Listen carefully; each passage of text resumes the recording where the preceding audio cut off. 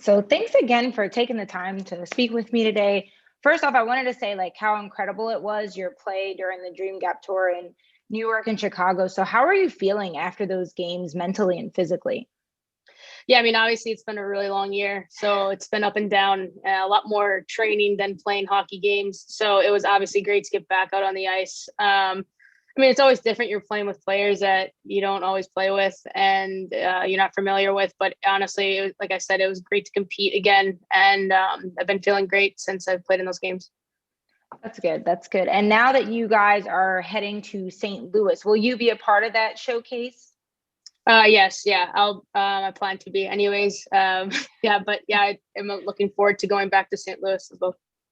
Nice. So I remember you mentioning during one of the post-game pressers that transitioning from playing against guys to girls means you can expect a lot more of like physical play because the guys don't really get too physical with you ladies on the ice. So did you go into the PWHPA games differently, knowing it would be a more physical game?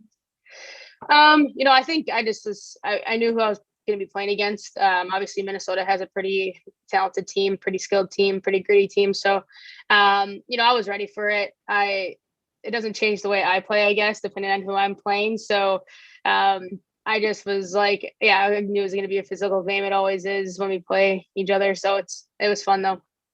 That's good. And then what is it like? I know that you mentioned you were prepping for going into one of the camps with the US national team.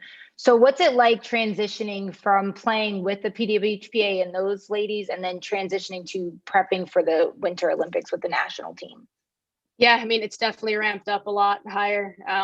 Obviously, there's a lot more elite players, a lot of players who are fighting for spots. We have a tryout coming up. So, tryouts for world championships basically right now. And everything is just, yeah, like I said, ramped up. The physical play will be the speed of the game, the skills, obviously.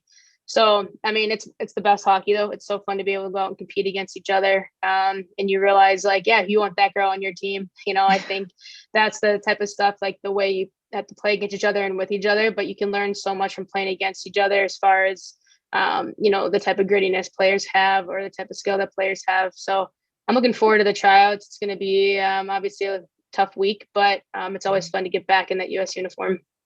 Nice. And what's like a typical like schedule? Do you guys have any type, I guess what I'm looking for is like, do you have like a schedule when you go into the camp or do they just kind of prepare you when you get there? Or do you know ahead of time what to expect for that week? Yeah, we just kind of get a schedule like about, a few days ahead of time. There's obviously a combination between practices and games. So, obviously it's different, players practice differently than they do in games. So that's good. There's always a combination. So I'm looking forward to, yeah, again, competing against some of the, best players, obviously the best players in the world. So. Right. So shifting away from hockey a little, I noticed that you got a dog. I think you adopted her, Missy, right? Yeah, I actually got her from a farm. Yeah, I got her from a farm. Yeah. So I noticed it's her first birthday today. So are you guys doing anything fun with her? So typically I go for a walk with her in the morning and then I go and train. But today's a day off for me. So took her for a walk to Starbucks, got her a pup cup. And then we went to the park. So it was kind of a, different morning for her. So besides that, my brother lives 4 houses down. He's got a puppy. So they'll play at some point today too. Nice. So what motivated you to adopt her, I guess, during the pandemic? Yeah, so like I said, I got it from a farm. I grew up with dogs, always wanted them, just never at the right time. And obviously during the pandemic was the right time as far as having a lot of time. But even now my schedule's back to a little bit more back to normal. But at the same time, like I still have time for her, as long as I, obviously my training comes first, but then then it's her for me at this point. She's definitely trumped a lot of different things in my life, but I'm happy with her. I'm so happy I got her. That's awesome. And then how has it been like spending time away from her for like the first couple of times? How did that work? Oh yeah. Yeah, I went down to Florida to play games with PWHPA against the boys, and that was like a 10-day trip. And yeah, that was like a long stretch for me. I definitely missed her a lot. And I think the hardest part is like I leave her at my parents, so she's in great hands. But the hardest part is like I've had maybe 1 or 2 nights where I've had to like stay at my house without her, because she's already at my parents'. I have to fly out the next morning, and like that's when it's weird, when I'm like empty house, like she's not around. So it will be I'll be gone a few weeks for tryouts and some other things, hopefully in the spring, that I'll be gone from her, so it'll be kind of sad. But like I said, she's in great hands at my parents' house. Yeah, it's so weird with dogs. Like, I guess like people that don't have dogs don't understand it, but they like become like almost like your children, right? Like they're just there and you get so attached to them. And then when you leave them, you miss them and everything Oh else. You yeah. feel so empty without them. So I Yeah. definitely understand. Yes. So also I just noticed on your Instagram that you put together your very own coffee bar. So what was like the motivation behind designing that for your house? Yeah, like my mom is huge on antiques, and she loves.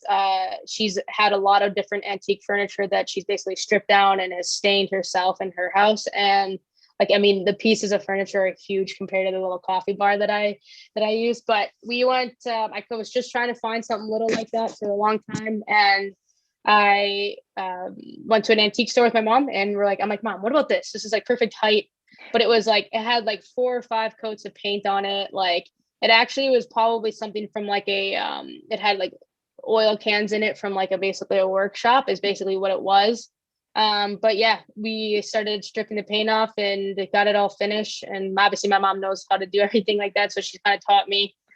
It was kind of just a project. You can learn from your parents so much, especially when you move into a new house. They're so used to doing that, and they've been through a lot and have done the different things with different pieces of furniture and whatnot. So it was a fun experience for Mom and I to work together on it. And I definitely didn't realize how much work it was going to be, but she helped me. But yeah, like the sign on the coffee bar, like that was covered in like 3 coats of paint. So as we were like stripping the paint off, we're like, oh my God, what is this? It's kind of a cool experience. That's awesome. I've never personally like repurposed something before. It always to me looks so like overwhelming. So I'm just like, I'll just leave that to somebody else. Yeah, I know. I've never done that before. So before we wrap up, I just have one more question for you. Yeah. What would be your advice to any young girl out there, whether they're 5 and just starting, or somebody that's entering college and they're thinking about going pro after? What would be your advice for them? For younger kids, I'm always like, hey, you gotta, when you're trying something new, you gotta give it more than just a day or a few days. So like, sometimes I remember putting on hockey skates and I loved it, but my younger brother was like, oh, this is so uncomfortable, this equipment, all this stuff. So I always tell like kids, like, give it more than like 1 or 2 days. And if you're loving it and you're having fun, to stick with it. And I think for older players, girls who are in college and eventually going to go pro, like my message to them is that like, yeah, just because your college career is coming to an end, like we're working on trying to have something bigger and better for you, and hopefully be able to get paid to play and to financially support yourself to play the best game. And I just tell them if they can continue to have that same outlook as the players that are in the PWHPA right now, hopefully there's good things to come in the near future. Perfect. Thank you so much again for chatting with us. And can you tell our audience where they can follow you on any type of social media platform? Yeah, you can follow me on Instagram at bdecker1814 or Twitter at bdecker14. And then obviously my dog's handle too is at Missy D Dog on Instagram. So yeah, you guys, and I also I have my endowment too, my endowment fund that I started with USA Hockey. That's at the USA Hockey Foundation website. And it's just trying to grow the game in Wisconsin, grow the girls from the the roots up. So that's just kind of, yeah, if you guys want to follow me in there and support me, that'd be great. Perfect. Thank you so much.